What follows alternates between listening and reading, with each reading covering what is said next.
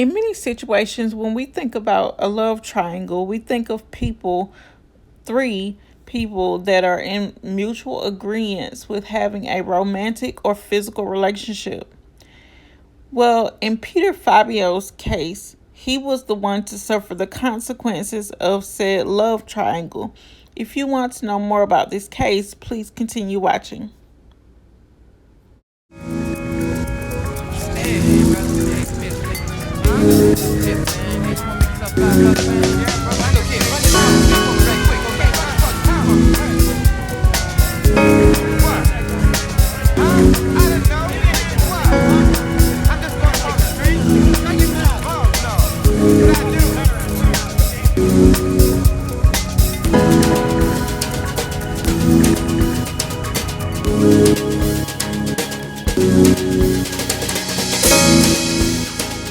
You are watching Roll a Mile in My Shoes TV.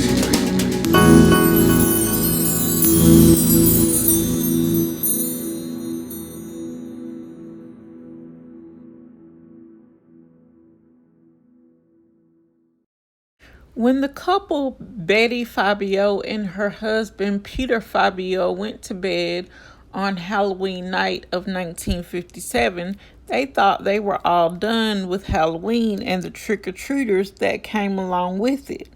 But little did they know, in the middle of the night, the doorbell would ring at their Los Angeles home.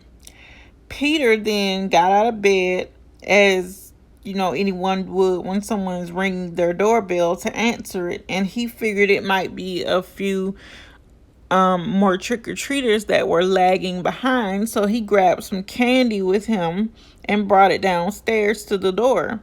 But on the doorstep was a woman wearing a mask. She then raised her hand, which was in a paper bag, and shot him in the chest. And unfortunately, Peter died instantly. And police had to figure out why this happened. According to the Los Angeles Times, police eventually arrested a woman by the name of Joan Rebel, who was having the sexual relationship with Peter's wife, Betty. It is reported or believed that Rebel talked another woman, Goldwyn Pfizer, into murdering Peter. Rebel was convicted of second-degree murder along with Pfizer and was sentenced to 5 years to life in prison, which I do not understand. How do you give someone 5 years to life? I mean, I thought it was 25 years to life, but I guess things were different back then in the 50s because of, how the laws change, or, were moving at a slower pace back then. So I guess the sentencing was also different back then. Both women were later released from prison after they served their time, and Betty was never tried for any connection in her husband's death. Now, I don't understand how this is possible, because, I mean, your lover, or whatever you want to call this woman to her, set your husband up to be shot because she thought that that would leave room for y'all to be together after he was out of the way. But she didn't do it herself. She was smart enough, I guess you could say in this instance, to hire someone else to do it, so it wouldn't necessarily be the blood on her hands. But fortunately, they did link it back to her because, I mean, when you add 1 plus 1, of course you're going to get 2. So, I mean, the police did their homework, even though it wasn't too hard to figure out. But what I want to know is, how did his wife not know that? I mean, how did he not know that his wife was cheating on him, and nevertheless with another woman? I mean, I guess it is true what some older people say. It doesn't really take all day to do anything, especially something like that. So I guess she had her, time where she could go and do things, and he probably thought that this lady was a friend of hers and had no clue that this friend that they probably have had multiple interactions with and probably dinner a few times was the reason he would end up dead not so long after. And I'm pretty sure he had no clue that this same woman that probably ate at his table all those times was also his wife's lover.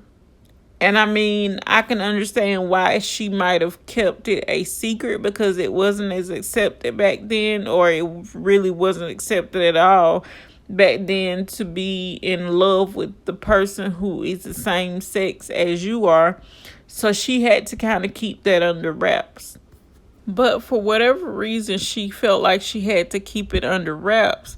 I think it's low down and dirty to kill your husband, the man that you took vows to, in front of friends and family and whoever else, and kill him just so you could be with your lover. I mean, I'm pretty sure there was another way out of this, although it probably would have left a stain on her reputation as a person because of the times, and they weren't as accepting as they are now of people, who were living with or dating or whatever you want to call it to a person who was the same sex as they are. So I mean, it's still low down and dirty that she, did this. And I mean, if she didn't have anything to do with it, that's another story. But, the fact that, her lover was the one to hire the woman makes it even worse. So I wonder, did she not tell her she was going to do this? Did they have a conversation about it? Like, there's so many questions that I could ask, but that's a whole nother subject or topic.